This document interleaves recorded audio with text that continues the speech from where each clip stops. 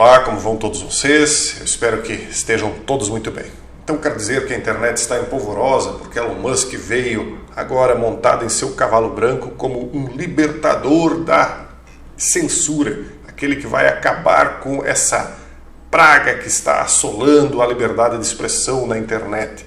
Por outro lado, alguns dizem que não, agora Elon Musk vem para dar liberdade para que o crime seja feito de forma totalmente ampla e restrita na internet. E aí essa discussão toda volta à tona e Elon Musk aí mais uma vez no centro dos comentários. Quem será Elon Musk, né, pessoal? Vamos primeiro analisar a questão da liberdade de expressão ou não. É óbvio que eu sou a favor de uma plena liberdade de expressão. Nós, comunicadores, deveríamos todos ser assim, inclusive os jornalistas que, ao contrário do que a lógica faz crer, né, são os que mais pregam a censura, mas a censura daqueles que não são da mídia oficial, evidentemente, né? O que pode mudar no Twitter com a compra por Elon Musk? Então, surgem os especialistas da Cartola. Será que esses especialistas existem? Porque existe especialista para tudo nessa mídia, né? Eles não dão nomes dessas pessoas, mas eles criam especialistas até para borrachinha de amarrar dinheiro. Surgem especialistas, então, supostamente existentes aqui, dizem que a plataforma poderia ter dificuldades se o bilionário enfraquecesse moderação de conteúdo. Quer dizer, se ele parar com a censura, a plataforma vai ter dificuldades. Dificuldades a partir de quem?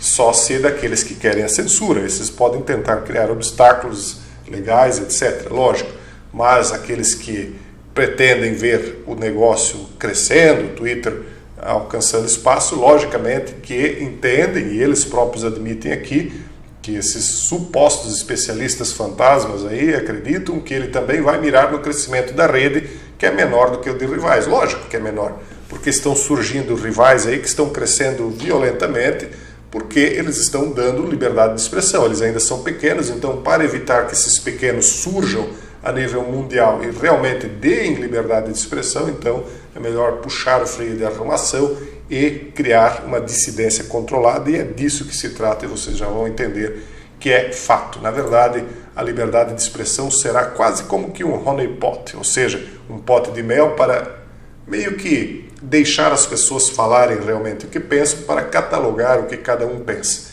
As coisas estão se encaminhando, pessoal, para um controle, nós já vamos entender por quê. Mas primeiro vamos entender se realmente Elon Musk é um herói da liberdade de expressão, se ele está realmente alinhado com esses aí que estão comemorando o que está acontecendo agora, primeiro através dessa notícia aqui. Isso aqui é uma notícia de 2 anos atrás, onde Elon Musk teria reagido a comentários anti-picada e anti-término da vida de inocentes que Kanye West teria feito. Quem é Kanye West?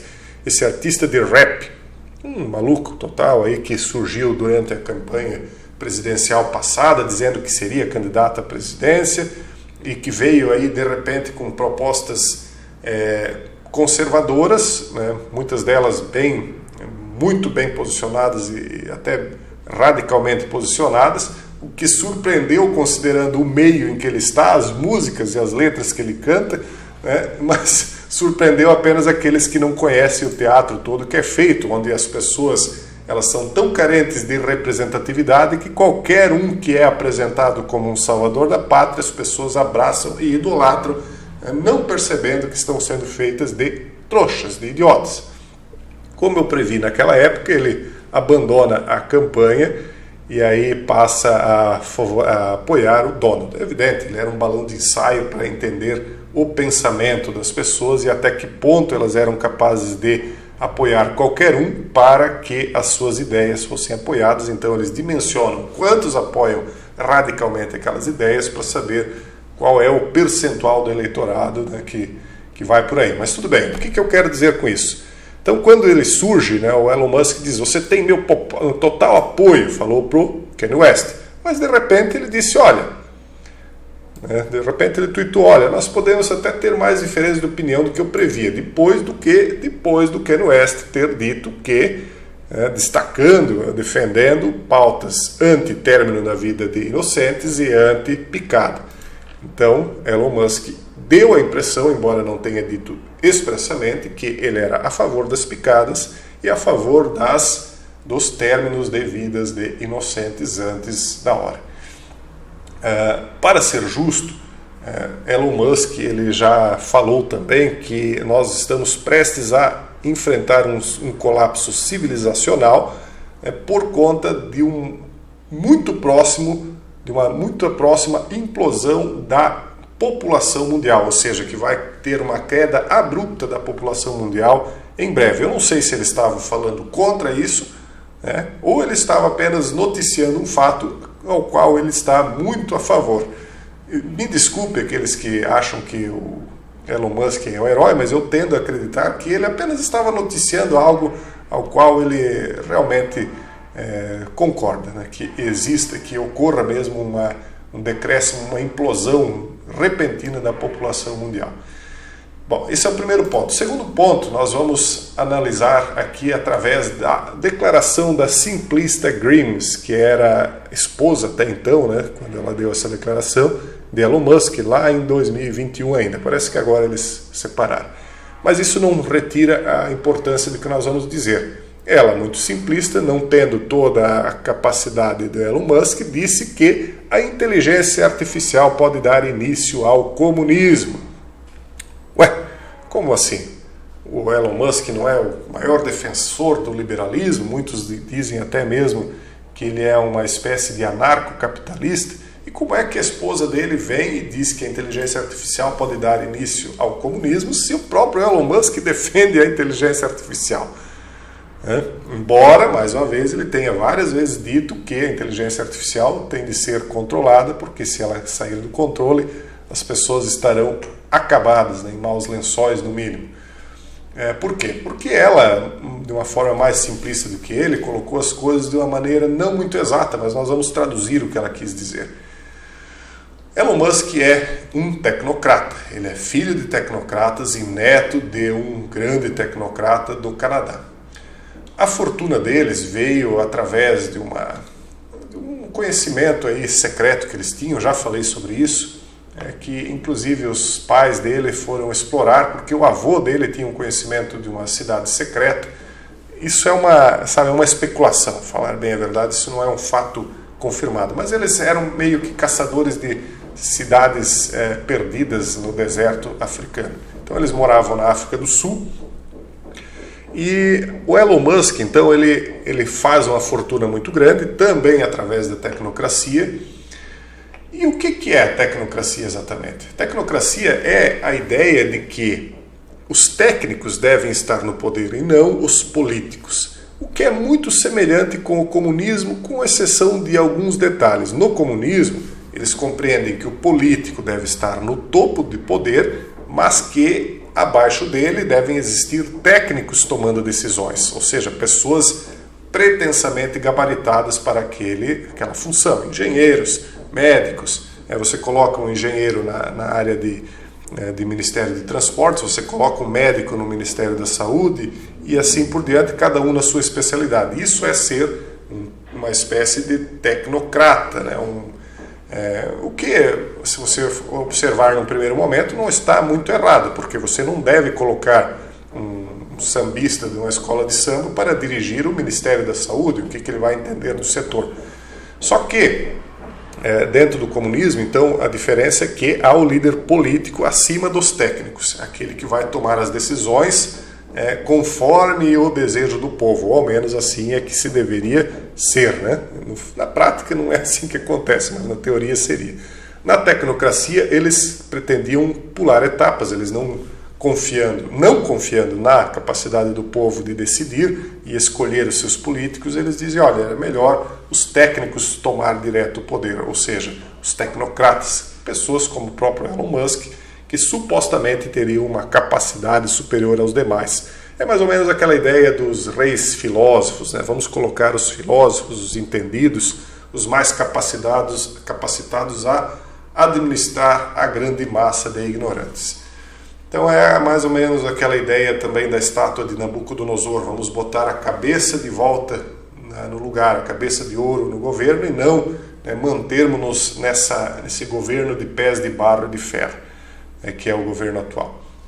Só que eles chegaram à conclusão seguinte, que até mesmo os técnicos não são matemáticos o suficiente nas suas tomadas de decisões, porque em alguns momentos eles acabam agindo com o sentimento, com os interesses pessoais.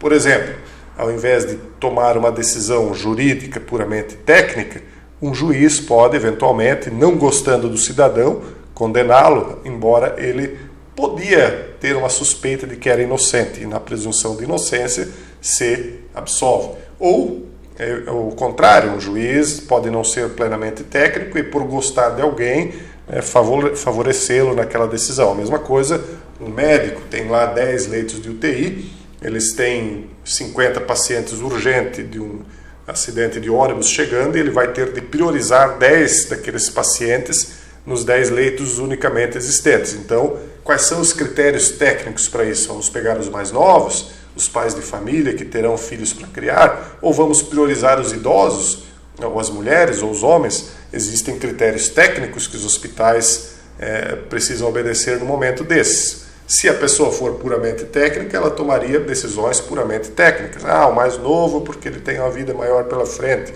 ou aquele que foi menos atingido numa determinada região do corpo tem mais chance de sobreviver, etc.